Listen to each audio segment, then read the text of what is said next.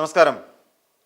കേരളത്തിലെ യൂത്ത് കോൺഗ്രസും BJPയും എന്ന് വേണ്ട സകലമാന പ്രതിപക്ഷ പാർട്ടികളും ചേർന്നിട്ട് വീണ ജോർജിന്റെ കോലം കത്തിക്കുന്നു, റോഡിലിറങ്ങി പ്രതിഷേധിക്കുന്നു, സമരങ്ങൾ നയിക്കുന്നു, വീണ ജോർജിനെ പുറത്തിറങ്ങാൻ പോലും അനുവദിക്കാത്ത തരത്തിൽ ലോക്ക് ചെയ്യുന്നു, കരിങ്കൊടി കാണിക്കുന്നു എന്ന് വേണ്ട കേരളം മുഴുവൻ നിന്ന് കത്തുന്ന തരത്തിലുള്ള പ്രതിഷേധ പ്രകടനങ്ങളാണ് നടന്നു വരുന്നത്. സത്യത്തിൽ ആ പ്രകടനം എന്നുള്ളതിനെ ഞാൻ പ്രകടനം എന്നുള്ള രീതിയിൽ തന്നെയാണ് പറയുന്നത്. അല്ലാതെ അവർ നടത്തുന്ന പ്രകടനങ്ങളെ അല്ല പറഞ്ഞത്. അവർ പ്രകടിപ്പിക്കുകയാണ്, വെറും പ്രകടനം മാത്രമായി അത് മാറുന്നു എന്നുള്ളതാണ്. എന്തുകൊണ്ട് അങ്ങനെ പ്രകടനം മാത്രം എന്ന് പറയേണ്ടി വരുന്നു എന്ന് ചോദിച്ചു കഴിഞ്ഞാൽ, വെറും വേസ്റ്റ് ആയിട്ടുള്ള, വെറും യൂസ്ലെസ് ആയിട്ടുള്ള ഒരു പ്രകടന പരമ്പരയാണ് ഈ നടക്കുന്നത് നമുക്കറിയാം. എന്തുകൊണ്ടാണ് എന്ന് ചോദിച്ചാൽ, ഇപ്പോൾ നമ്മൾ ഇരുത്തി ചിന്തിക്കേണ്ട ചില കാര്യങ്ങളുണ്ട്. ഇപ്പോൾ ഇന്ന് പ്രധാനമായും ഈ രാഹുൽ മാങ്കൂട്ടത്തിൽ എന്ന് പറയുന്ന ഒരാൾ, ആ രാഹുൽ മാങ്കൂട്ടത്തിൽ പറയുന്ന പച്ച നുണയുണ്ട്, കല്ല് വെച്ച നുണ എന്ന് പറഞ്ഞു കേട്ടിട്ടുണ്ട്. അതേപോലെ നുണ, അതായത് നിപ ബാധിച്ച്, അതായത് കേരളത്തിൻ്റെ ആരോഗ്യരംഗത്തെ മുഴുവൻ കരിവാരിത്തേക്കുന്നതിന് വേണ്ടിയിട്ടുള്ള ശ്രമമാണ് നടത്തിയത്. കേരളത്തിലെ ആരോഗ്യരംഗം വളരെ മോശമാണ് എന്നും കേരളത്തിലെ ആരോഗ്യരംഗത്തെ അല്ലെങ്കിൽ ആരോഗ്യ വകുപ്പ് മന്ത്രിയായിട്ടുള്ള വീണ ജോർജ് അട്ടർ ഫ്ലോപ്പാണ് എന്നും പറയുന്ന തരത്തിലേക്ക് പോവുകയാണ് കാര്യങ്ങൾ ഇവിടെ. എന്നിട്ട് ഇതിനെ പൊളിറ്റിക്കലൈസ് ചെയ്യുന്നു. ദാരുണമായ സംഭവമാണ് നടന്നത്, അംഗീകരിക്കുന്നു. ഏകദേശം 68 വർഷം പഴക്കമുണ്ടായിരുന്ന ഒരു കെട്ടിടം തകർന്നു വീഴുകയും അതിനുള്ളിൽ പെട്ടിട്ട് ഒരു സ്ത്രീ മരണപ്പെടുകയും ചെയ്തു, ബിന്ദു എന്ന പേരിൽ.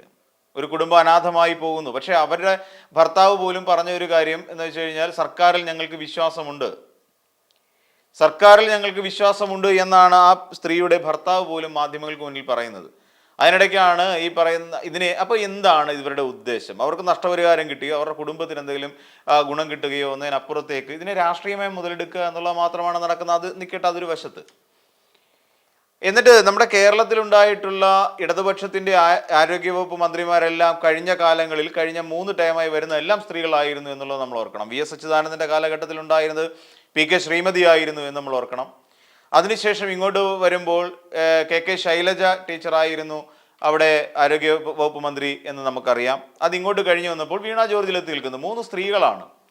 അതേസമയം വീണ ജോർജ് അധികാരത്തിൽ കയറിയ ആ കാലഘട്ടം മുതൽ തന്നെ വീണ ജോർജിനെതിരായ വലിയ നുണപ്രചരണങ്ങൾ സംഘടിപ്പിക്കുന്നവരായിരുന്നു സത്യത്തിൽ ഇവിടെ ഉണ്ടായിരുന്നവരെല്ലാം തന്നെ. ഒരാൾ വന്നിട്ട് വീണ ജോർജിന് കൈക്കൂലി കൊടുത്തു എന്ന് പറഞ്ഞിട്ട്, ലക്ഷക്കണക്കിന് രൂപ കൈക്കൂലി കൊടുത്തു എന്ന് പറഞ്ഞുകൊണ്ട് ഒരാൾ രംഗത്തേക്ക് വരുന്നു.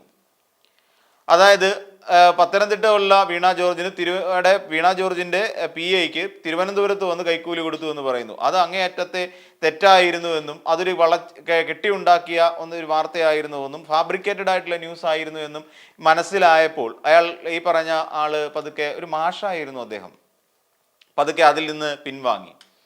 ആദ്യം പറഞ്ഞു ആളിനെ ഓർമ്മയില്ല എന്ന് പറഞ്ഞു, പിന്നീട് എനിക്ക് കാഴ്ചക്കുറവുണ്ടെന്ന് പറഞ്ഞു. അങ്ങനെ തുടങ്ങി നിരവധി കള്ളങ്ങളുടെ മേൽ കള്ളങ്ങൾ അടുക്കി വെച്ചിട്ട് വീണ ജോർജിനെ കുരിശിലേറ്റാൻ ശ്രമിച്ചവരായിരുന്നു അന്നത്തെ ഒരു വിഭാഗം മാധ്യമങ്ങളും അതോടൊപ്പം തന്നെ ആ സമയത്തുണ്ടായ പ്രതിപക്ഷവും എന്ന് നമുക്കറിയാം.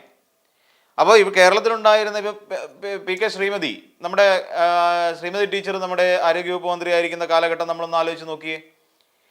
അവിടെ ഉണ്ടായിരുന്ന അന്ന് ആ ആശുപത്രികൾക്കൊരു മാറ്റമുണ്ടായി, വലിയൊരു മാറ്റമുണ്ടായി. അതുവരെ പട്ടി പോലും കയറാൻ അറച്ചുകൊണ്ടിരുന്ന മെഡിക്കൽ കോളേജുകളും സർക്കാർ ആശുപത്രികളെല്ലാം തന്നെ മികച്ച നിലവാരത്തിലേക്ക്, അതിൻ്റെ ടോയ്ലറ്റ് സംവിധാനം അടക്കം മികച്ച നിലയിലേക്ക് കൊണ്ടുവരാൻ PK ശ്രീമതി ടീച്ചർക്ക് കഴിഞ്ഞു. അതുവരെ AK ആന്റണിയെ പോലെ ഒരാൾ, AK ആന്റണിയും നമുക്കറിയാം, AK ആന്റണി മുഖ്യമന്ത്രിയായി കയറുന്ന കാലഘട്ടമായിരുന്നു PK ശ്രീമതി വരുന്നതിന് മുമ്പ്, ഏകദേശം 2001 മുതൽ 2004 വരെയുള്ളൊരു കാലഘട്ടം. അതിനിടയിലാണ് 2004 AK ആന്റണി രാജിവെക്കുന്നു. കാര്യം ആ കാലഘട്ടത്തിൽ നടന്ന ലോക്സഭാ തെരഞ്ഞെടുപ്പിൽ കോൺഗ്രസ് പരാജയപ്പെട്ടതിൻ്റെ മനോവിഷമം മൂത്തിട്ട് ഈ പറയുന്ന AK ആന്റണി രാജിവെച്ചു. അല്ലെ, ലോക്സഭാ തെരഞ്ഞെടുപ്പിൽ കോൺഗ്രസ് പരാജയപ്പെട്ടതിന് എന്തിന് AK ആന്റണി രാജിവെക്കണം? ധാർമ്മികമായ ഉത്തരവാദിത്വം ഏറ്റെടുത്തുകൊണ്ട്. എന്ത് ധാർമ്മിക ഉത്തരവാദിത്വം? ലോക്സഭയിലെ നിർത്തിയ സ്ഥാനാർത്ഥികൾ പരാജയപ്പെട്ടതിന് എന്താണ് ഇത്ര ധാർമ്മിക ഉത്തരവാദിത്വം AK ആന്റണിക്ക് ഉണ്ടായിരുന്ന അറിയത്തില്ല. കേരളം കണ്ടതിൽ വെച്ച് ഏറ്റവും ഭീരുവായ മുഖ്യമന്ത്രിയായിരുന്നു AK ആന്റണി. അതുകൊണ്ടാണ് AK ആന്റണി 2004 രാജിവെക്കുന്നത്. അതുവരെ ഉണ്ടായിരുന്നത് P ശങ്കരൻ എന്ന് പറയുന്ന ഒരാളായിരുന്നു അന്നത്തെ ആരോഗ്യവകുപ്പ് മന്ത്രി. അന്നത്തെ അവസ്ഥയൊക്കെ നമുക്കറിയാം. 2001 മുതൽ 2004 വരെയുള്ള കാലഘട്ടത്തിലും അതിനുശേഷം 2004 മുതൽ 2006 വരെ ഉമ്മൻചാണ്ടി ഭരിക്കുന്ന കാലഘട്ടത്തിലും കേരളത്തിലെ മെഡിക്കൽ കോളേജുകളുടെയൊക്കെ അവസ്ഥ എത്രത്തോളം ദയനീയമായിരുന്നു എന്ന് നമ്മളോട് ആരെങ്കിലും പറഞ്ഞു തരേണ്ട ആവശ്യമുണ്ടോ? ആ കാലഘട്ടത്തിലല്ലേ കണ്ണയെ മടങ്ങുക എന്ന് പറഞ്ഞുകൊണ്ട് വളരെ വിസ്തൃതമായ ഒരു ഫോട്ടോ ദിനപത്രങ്ങളിലൊക്കെ പ്രസിദ്ധീകരിക്കുന്നത്. ജനറൽ ആശുപത്രി, തിരുവനന്തപുരം ജനറൽ ആശുപത്രിയുടെ ശോചനീയാവസ്ഥ ചൂണ്ടിക്കാണിച്ചുകൊണ്ട് ആ സമയത്ത് പത്രങ്ങൾ ഒരുപാട് അച്ചുനിരത്തിയ കാലഘട്ടം കൂടിയായിരുന്നു എന്ന് ഓർക്കണം. അതിനുശേഷമാണ് P K Sreemathi V S അച്യുതാനന്ദന്റെ കാലഘട്ടത്തിൽ ആരോഗ്യവകുപ്പ് മന്ത്രിയാവുന്നതും ആരോഗ്യരംഗത്ത് മരുന്നുകൾ കിട്ടുന്നതും സർജിക്കൽ ഉപകരണങ്ങൾ അടക്കമുള്ള കാര്യങ്ങൾ ആശുപത്രിയിലേക്ക് എത്തിയതും അവരുടെ വി കെ ശ്രീമതിയുടെ കാലഘട്ടത്തിലാണ്. നമുക്കറിയാം അത് തുടർന്ന് വന്നതെന്ന് പറഞ്ഞാൽ കെ ശൈലജ ടീച്ചറായിരുന്നു പിണറായി വിജയൻ സർക്കാരിന്റെ കാലത്തിൽ. അതിനുശേഷം ഉമ്മൻചാണ്ടിയുടെ കാലത്ത് 2 ആരോഗ്യവകുപ്പ് മന്ത്രിമാരുണ്ടായിരുന്നു എന്ന് നമുക്കറിയാം. ഒരാൾ അടൂർ പ്രകാശ് ആണെങ്കിൽ മറ്റൊരാൾ, ഇവർ രണ്ടുപേരും എന്തുകൊണ്ട് രാജിവെച്ച് പോയി എന്നുള്ളത് അറിയാം. പിന്നീട് വി എസ് ശിവകുമാർ എന്ന് പറയുന്ന ആള് ED ചോദ്യം ചെയ്യുന്നൊരവസ്ഥ വരെ എത്തി. വരവിൽ കവിഞ്ഞ സ്വത്ത് സമ്പാദനം, അതോടൊപ്പം തന്നെ സ്വകാര്യ ആശുപത്രിയിൽ പങ്കാളിത്തം, ബിനാമി ഇടപാട് തുടങ്ങിയ ഒരുപാട് കള്ളത്തരങ്ങൾ, ഫ്രോഡ് പരിപാടിയൊക്കെ കാണിച്ച ഒരാളാണ് വി എസ് ശിവകുമാർ എന്നുള്ള കാര്യവും നമുക്ക് എല്ലാവർക്കും വളരെ വ്യക്തമായി അറിയാവുന്ന കാര്യം കൂടിയാണ്. അത് ഉമ്മൻചാണ്ടി ആരോഗ്യവകുപ്പ് മന്ത്രിയായിരിക്കുന്ന കാലഘട്ടത്തിലാണ് ഇതൊക്കെ സംഭവിക്കുന്നത്. അതിനുശേഷം വീണ്ടും ആരോഗ്യരംഗം താറുമാറായി, ആശുപത്രിയിൽ മരുന്നില്ലാത്തൊരു അവസ്ഥയിലേക്ക് എത്തി. തുടർന്നാണ് കെ ശൈലജ എന്ന് പറയുന്ന ശൈലജ ടീച്ചർ വീണ്ടും അധികാരത്തിൽ ആരോഗ്യവകുപ്പിന്റെ ചുമതല ഏറ്റെടുക്കുന്നത്. അതിനുശേഷം കേരളം ഇന്ന് വരെ കാണാത്ത തരത്തിലുള്ള പല ഗതികേടുകളിലൂടെയും പല ദുരന്തങ്ങളിലൂടെയും നമ്മൾ കടന്നുപോയി. കോവിഡ് ഉണ്ട്, നിപ്പയുണ്ട്. ഈ 2 കാര്യങ്ങൾ ഉമ്മൻചാണ്ടിയുടെ കാലഘട്ടത്തിൽ ഇവിടെ ചിക്കുൻഗുനിയ ബാധിച്ച് മരിച്ചവരുടെ എണ്ണം എത്രത്തോളം ആണ് എന്നുള്ളത് നമുക്കറിയാം. ചിക്കുൻഗുനിയ എന്ന് പറയുന്ന മാരക രോഗം, ഈ പറയുന്ന മഹാവ്യാധികൾ പടർന്നു പിടിക്കുന്ന ആരോഗ്യവകുപ്പ് മന്ത്രിമാരുടെ കുറ്റം കൊണ്ടാണ് എന്ന് ചിന്തിക്കുന്നിടത്താണ് തെറ്റ്. ആരോഗ്യവകുപ്പ് മന്ത്രിമാരുടെ പ്രശ്നം കൊണ്ടാണോ ഒരു നാട്ടിൽ ഇത് ഈ പറയുന്ന നിപ്പയാണെങ്കിലും ചിക്കുൻഗുനിയ ആണെങ്കിലും ഡെങ്കു ഫീവർ ആണെങ്കിലും ഒക്കെ പടർന്നു പിടിക്കുന്നത്? അല്ല, അത് ആരോഗ്യവകുപ്പ് മന്ത്രിയുടെ പ്രശ്നമല്ല. അതൊരു പകർന്നു പിടിക്കുന്ന ഒരു രോഗം തന്നെയാണ്. ആ കാലഘട്ടത്തിൽ തന്നെയല്ലേ ശൈലജ ടീച്ചർ ഇതിനെ എങ്ങനെ ഐസൊലേഷൻ വാർഡ് എന്ന് പറയുന്നൊരു സങ്കല്പം ജനങ്ങളുടെ മുന്നിലേക്ക് എത്തിച്ചത്? ആ കാലഘട്ടത്തിലല്ലേ, നിപ്പയുടെ കാലഘട്ടത്തിലല്ലേ ഐസൊലേറ്റ് ചെയ്യുക എന്ന് പറയുന്ന ഒരു സിസ്റ്റം. സാധാരണക്കാർ പോലും ഐസൊലേഷൻ എന്ന് പറയുന്ന വാക്ക് പ്രയോഗിച്ചു തുടങ്ങിയത് അല്ലേ?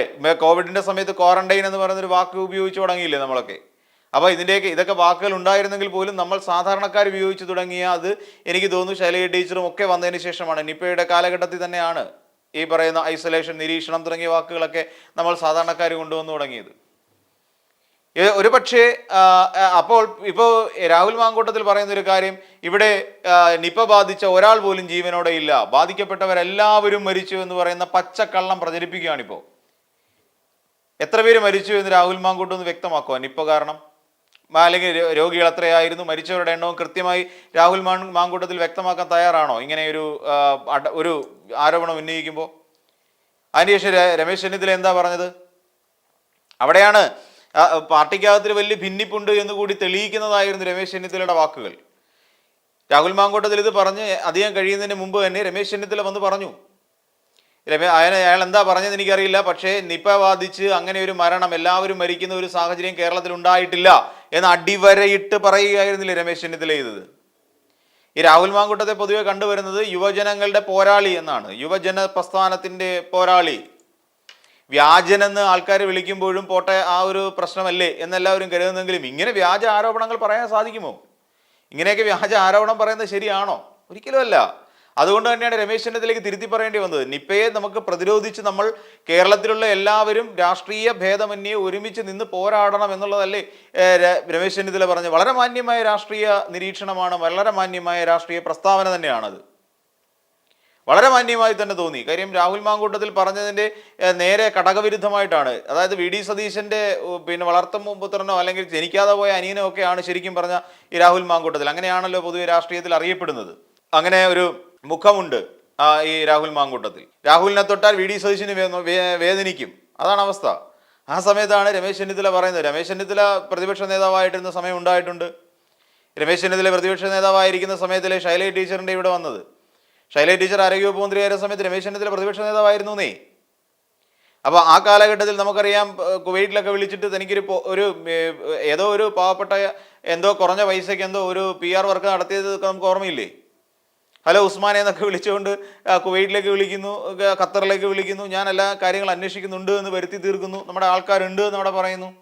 അപ്പോൾ ഇങ്ങനെയൊക്കെ വന്നിട്ട് അന്ന് കുറച്ച് നാടകം കളിച്ചുവെങ്കിൽ തന്നെ രമേശ് ചെന്നിത്തല എന്ന് പറയുന്ന ഒരാൾ ഇപ്പോഴും മുഖ്യമന്ത്രി കസേര ലക്ഷ്യമിട്ട് നടക്കുന്ന ഒരാളാണ്. അതിനിടയ്ക്കാണ് ഈ പറയുന്ന രാഹുൽ മാങ്കൂട്ടത്തിൻ്റെ പരാമർശവും കൂടി വരുന്നത്. ഇത് രാഷ്ട്രീയമായ ഭിന്നതയിലേക്ക് തന്നെ എത്തി. കോൺഗ്രസിനുള്ളിലെ ഒരു പടലപ്പിണക്കം പോലും അതിൽ നിന്ന് തെളിഞ്ഞു കത്തുന്നു ഇങ്ങനെ ഒരു സാഹചര്യത്തിൽ പോലും. അതുകൊണ്ടാണ് ഇതിനെയൊക്കെ ഒരു പ്രകടനം എന്ന് പറയുന്നത്. അല്ല ഈ മരണപ്പെട്ടു പോയ സ്ത്രീയോടോ അവരുടെ കുടുംബത്തോടോ യാതൊരു, ഞാൻ കഴിഞ്ഞ ദിവസം പറഞ്ഞിരുന്നു ആ കാര്യം, യാതൊരു സ്നേഹമോ ആത്മാർത്ഥതയോ ഇല്ല. അങ്ങനെയല്ല അവർ കാണുന്ന ഒന്നിനെയും. ഉമ്മൻചാണ്ടിയുടെ മോൻ മാത്രം എന്തോ 5 ലക്ഷം രൂപ എന്തോ പ്രഖ്യാപിച്ചിരുന്നു. എവിടെ നിന്നെടുത്ത് കൊടുക്കുമെന്ന് പലരും എന്നോട് പിന്നെ കമന്റ് വഴി ചോദിച്ചിട്ടുണ്ടായിരുന്നു. നമുക്കറിയില്ല അതൊന്നും. ഉമ്മൻചാണ്ടിയുടെയൊക്കെ പിന്നെ ഈ പറഞ്ഞ ചാരിറ്റബിൾ ഫൗണ്ടേഷനകത്ത് ഇനി അത്രയും പൈസ കിടപ്പുണ്ടോ എന്നും ആർക്കും അറിയില്ല. എന്നിരുന്നാൽ പോലും അങ്ങനെ ഒരു പ്രഖ്യാപനം ചാണ്ടി ഉമ്മൻ നടത്തി. അപ്പം ഈ പറയുന്ന പോലെയാണ് കാര്യങ്ങൾ. ഇവിടെ നിപ വന്ന് മരിച്ചിട്ടില്ല, എല്ലാവരും മരിച്ചിട്ടൊന്നുമില്ല. പിന്നെ കോവിഡ് വന്ന് കുറേയധികം ആൾക്കാർ മരിച്ചു. ഇവിടുത്തെ വളരെ ചുരുങ്ങിയ പരിമിതികൾക്കകത്ത് നിന്നുകൊണ്ട് നമ്മൾ ചെയ്യാവുന്നിടത്തോളം പരമാവധി ചെയ്തു എന്നും പറയേണ്ട. ആൾക്കാരെ അടച്ചുമൂടി അവരുടെ ഇരുത്താൻ കഴിയുന്ന ഒരു സാഹചര്യമൊന്നും അല്ലല്ലോ. കുറേ അധികം കൊടുത്തു, അവർക്കുള്ള വീട്ടിലേക്ക് കിറ്റുകൾ എത്തിച്ചു, അവർക്ക് വേണ്ട ആഹാര സാധനങ്ങൾ എത്തിച്ചു, മൃഗങ്ങൾക്ക് പോലും ആഹാരം എത്തിക്കുന്ന ഒരു സ്ഥിതിവിശേഷം ഉണ്ടായി. നേരെ മറിച്ച് നമ്മൾ ചിന്തിച്ചു നോക്കൂ, അടൂർ പ്രകാശോ അതല്ലെന്നുണ്ടെങ്കിൽ നമ്മുടെ ഈ പറയുന്ന VS ശിവകുമാറോ ഒക്കെ ആരോഗ്യവകുപ്പ് മന്ത്രിയായിട്ടിരിക്കുന്ന ഒരു കാലഘട്ടത്തിലൂടെ ആയിരുന്നു നമ്മൾ കടന്നു പോയിരുന്നതെങ്കിലോ, ആ കാലത്തിലൂടെ ആയിരുന്നു നമ്മൾ കടന്നു പോയിരുന്നെങ്കിൽ ഒരുപക്ഷെ കേരളത്തിലെ ഈ മരണസംഖ്യ ഇനിയും കൂടുമായിരുന്നു. നിപ്പ വന്ന് രാഹുൽ മാങ്കൂട്ടത്തിൽ പറഞ്ഞ പോലെ സംഭവിക്കുമായിരുന്നു. ഇവിടെ ഒരാൾ പോലും ജീവനോടെ ബാക്കി ഉണ്ടാകില്ലായിരുന്നു, അല്ലേ? അങ്ങനത്തെ ഒരു സാഹചര്യം വന്നേനെ. അപ്പോൾ ഇതൊക്കെ തന്നെയാണ് രാഹുൽ മാങ്കൂട്ടം പ്രചരിപ്പിച്ചുകൊണ്ടിരിക്കുന്ന വ്യാജ ആരോപണങ്ങൾ എന്നുള്ള കാര്യം കേരളം മനസ്സിലാക്കുക. ഇവരെയൊക്കെയാണ് അടുത്ത തവണ ഭരിക്കാൻ വേണ്ടി കയറേണ്ടത് എന്ന് ആലോചിക്കുമ്പോഴാണ് നമുക്ക് സത്യത്തിൽ ഇവരൊക്കെ എന്ത് കാട്ടിക്കൂട്ടും എന്ന് നമ്മൾ ചിന്തിച്ചു പോകുന്നത്. ഇവിടെ കിഫ്ബി പോലെയുള്ള പ്രസ്ഥാനം പോലും ഇല്ലാതാക്കുമെന്നും അതോടൊപ്പം തന്നെ ഈ ലൈഫ് മിഷൻ പോലുള്ള പദ്ധതികൾ ഇല്ലാതെയാക്കുമെന്നൊക്കെ പറഞ്ഞ മഹാരഥന്മാരാണ് ഇനിയിപ്പോൾ കേരളം ഭരിക്കേണ്ട ആളുകൾ. നമ്മളത് മറന്നു പോകരുത്. അപ്പോൾ അത്തരത്തിലുള്ള ആൾക്കാരാണ് ഇപ്പോൾ ഈ പ്രകടനവുമായി ഇറങ്ങിയിരിക്കുന്നത്. അതുകൊണ്ടാണ് ഞാൻ നേരത്തെ തന്നെ സൂചിപ്പിച്ചത്, ഇത് വെറും പ്രകടനം മാത്രമാണ്. ആത്മാർത്ഥതയില്ലാത്ത, സ്വന്തം രാഷ്ട്രീയ ലാഭം മാത്രം നോക്കിയുള്ള വെറും പ്രകടനം മാത്രം.